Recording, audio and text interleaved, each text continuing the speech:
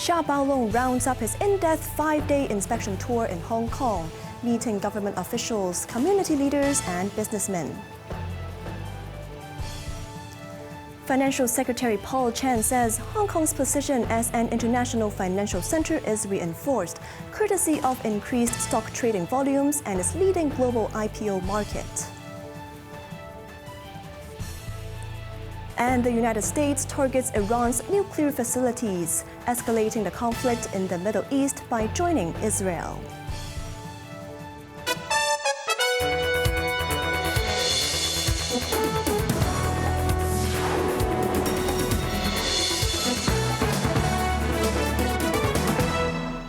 Good evening, you're watching Cable News. I'm Cheryl Yun.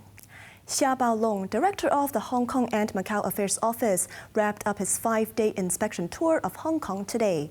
On his last day in the SAR, the senior official met with district officers and visited community facilities, following a packed schedule that included engagements with business and political leaders throughout the week. Jeremy Zhu reports. Xia's convoy arrived at the Central Government Liaison Office around 3 p.m., where he is believed to have received work reports from staff. Earlier in the afternoon, the official toured the To Kwa Wan Community Living Room, accompanied by Chief Executive John Lee and Secretary for Labor and Welfare Chris Sun. This was the second time in as many years that Xia was inspecting such facilities. His visit lasted approximately 20 minutes. Xia started the day at the central government offices for a 3-hour roundtable discussion with district council representatives, welcomed by Secretary for Home and Youth Affairs Alice Mak. Trying to accommodate as much as possible in his busy schedule, Xia met with the city's business and political establishment and officiated a national security forum marking the 5th anniversary of the implementation of the national security law. He also met with educators from Hong Kong's top universities. The Beijing official headed back to the mainland this evening. Jeremy Zhu, Cable News. As the current administration gets ready to complete its 3rd term in office, Financial Secretary Paul Chan emphasized Hong Kong's resilient economy, driven by a vibrant stock market and talent, focusing on innovation and technology. However, the minister acknowledged challenges in the retail and catering sectors, urging businesses to create new experiences for customers. Evelyn Bai reports. Writing on his weekly blog, Chen noted that the gross domestic product has kept up momentum for 9 consecutive quarters, exceeding $3 trillion. The city's wage earners received higher income and inflation remains stable. The finance chief highlighted that Hong Kong's status as an international finance hub has been reinforced, with the stock market averaging a daily turnover exceeding $240 billion. At the end of the first quarter, the number of registered funds in Hong Kong reached 976, with a net inflow of over $44 billion, rising 285% year-on-year. Innovation and technology was a major contributor for economic development, and the number of local startups hit a record high of 4,700 last year. Over the past 3 academic years, the number of non-local students in SAR universities has reached over 79,000, a 45% rise, Chen said. Shifting consumer patterns have affected the catering trade. The fast food shops, non-Chinese eateries, and bars have reported revenue growth, Chen said. Tomorrow, the finance chief, along with representatives from over 30 startups, will head to Tianjin to attend the World Economic Forum's Summer Davos, which is focusing on entrepreneurship for a new era this year. Evelyn Bai, Cable News. Secretary for Justice Paul Lam says the near-perfect conviction rate for cases tried under the national security law reflects the prosecution's rigorous and evidence-based approach. Speaking to iCable News, Lam said individuals with malicious intent are misrepresenting the legislation to undermine Hong Kong's role in supporting the mainland's development. The law for safeguarding national security has maintained a conviction rate exceeding 95% since its enactment almost 5 years ago. Speaking on the network's weekly program, Our Home, Our Country, Lam hailed the legislation's success, calling it highly effective. 證明我哋行使個檢控權嘅時間咧係好審慎。 Lam stated that if the prosecution presents more solid evidence in all cases, the conviction rate could be 100%, emphasizing the government's meticulous and evidence-based approach. Our prosecution strictly adheres to the law, which is why courts have upheld a vast majority of our cases, Lam stated. Addressing overseas criticism of the national security law, Lam dismissed claims of ambiguity, accusing certain parties of deliberately misrepresenting the law to undermine Hong Kong's role in supporting China's development. It's an open secret that ill-intentioned individuals are smearing the law to maliciously attack Hong Kong's internationalization and functionality, he said. Lam also stressed the importance of enhancing Hong Kong's soft power through its cuisine, culture, and other attractions to strengthen ties with other countries and regions, while countering misinformation with clear explanations and rebuttals. Starting today, Hong Kong and mainland residents can make instant cross-border payments using the new Payment Connect facility, which links the mainland's internet banking payment system and the SAR's faster payment system. Co-launched by the Hong Kong Monetary Authority and the People's Bank of China, users can transfer funds simply by entering the recipient's mobile number or bank details. Jeremy Zhu reports. On the first day of its official launch, HKMA reported smooth operations with approximately 2,000 northbound transactions and 7,400 southbound transactions. In its initial phase, the Payment Connect service involves 6 participating banks on each side.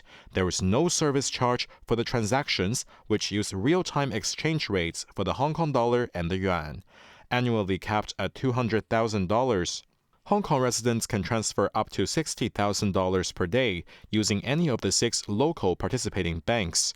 There was no transfer limit for money heading south, but mainland residents remain subject to China's annual foreign exchange quota of $50,000 per person. Mainland recipients need to complete mobile number registration for cross-border collections. Jeremy Zhu, Cable News. Greenpeace Hong Kong has called for a conservation-first policy to sustain the SAR's natural environment. At a forum co-hosted by the Chinese University of Hong Kong, the environmental group urged authorities to tread softly on the ecologically fragile landscape while promoting ecotourism. Evelyn Bai reports. Themed Hong Kong Ecotourism Crisis and Vision Forum, the event was attended virtually and in person by guests from academia and the conservation industry. Ada Kong, Program Director for Greenpeace East Asia, said the goal of the forum is not to oppose ecotourism, but to call on the government to establish a comprehensive policy that prioritizes conservation before tourism development, protecting Hong Kong's cherished natural landscapes.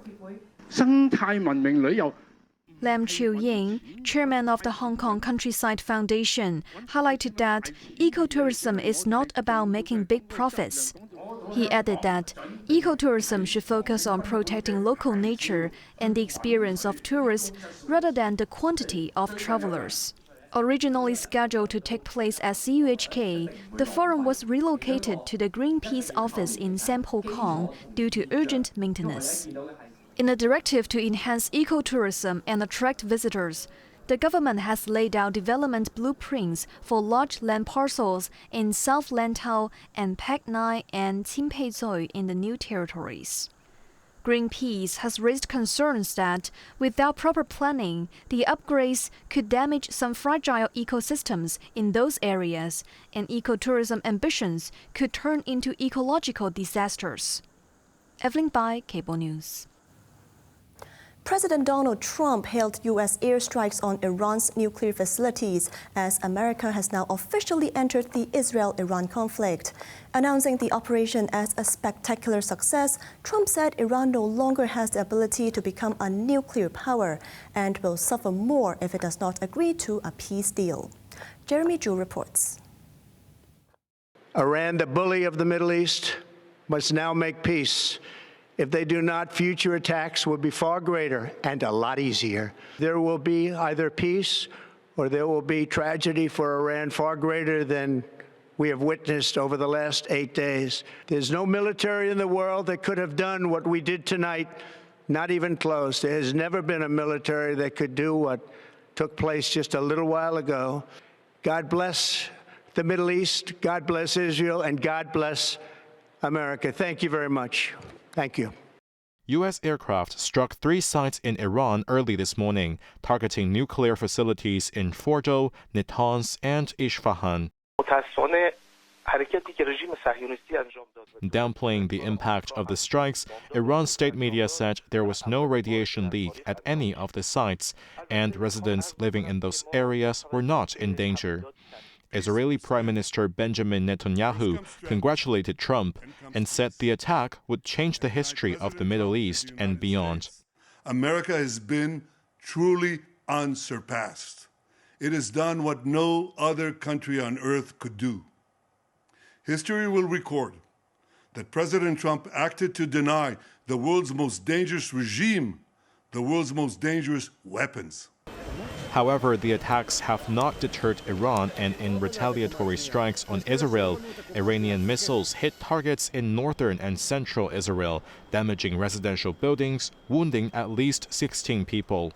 Iranian leaders have warned the attack will have everlasting consequences and requested an emergency meeting of the United Nations Security Council.